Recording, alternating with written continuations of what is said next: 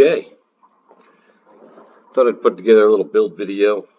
I know this is going a little fast, but you can see I framed it out of 1x2s. See if we can go back.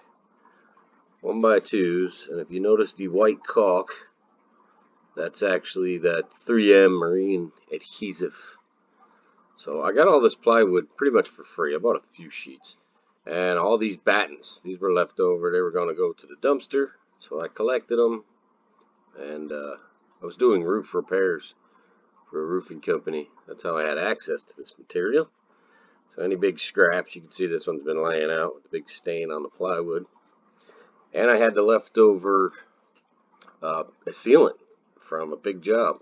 We were sealing up the huge skylight, like greenhouse type addition on a house.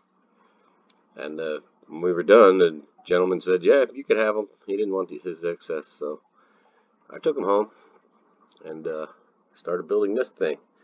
I built this inside this temporary carport. I don't know if you can see it, but it quickly got too big to move in and out. It was too big to work on inside. I'd have to bring it out to do the work, but I built this during the rainy season in Florida, and it rained every single day. It was horrible. So it was kind of a nightmare. I had it covered in tarps. I had to keep uncovering it, get some work done. And I'm sorry I didn't video any of this. This is before YouTube. But I did manage to get some pictures. Here's the interior.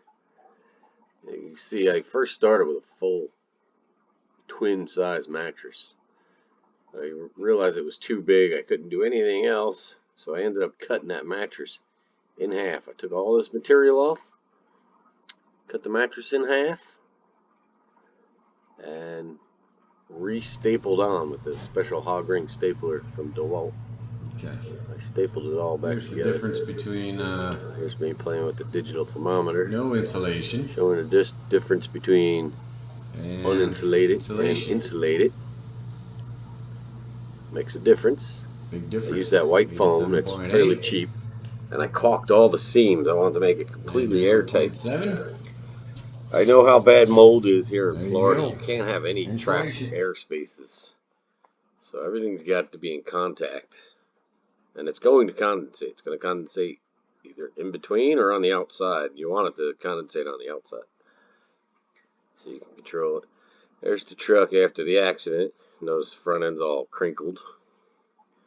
And here comes my faux finish paint. There's a whole video series on those. And I'm just having fun. You know, I watched Bob Wells and he said, just work with what you got.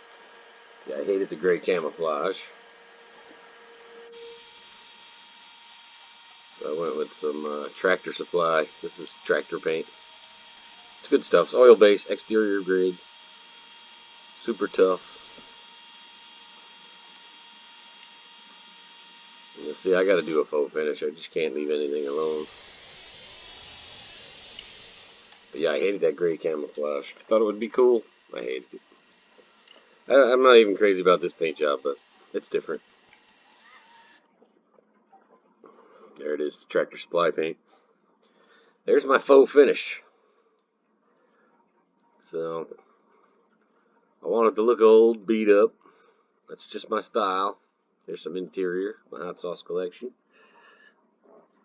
Got the blue lights. So that's all for now. I'm going to do a proper build video, and I'll just use these images in between the actual video and hopefully make a decent video. So, thanks for watching, guys. Oh, we'll see you next time. Bye.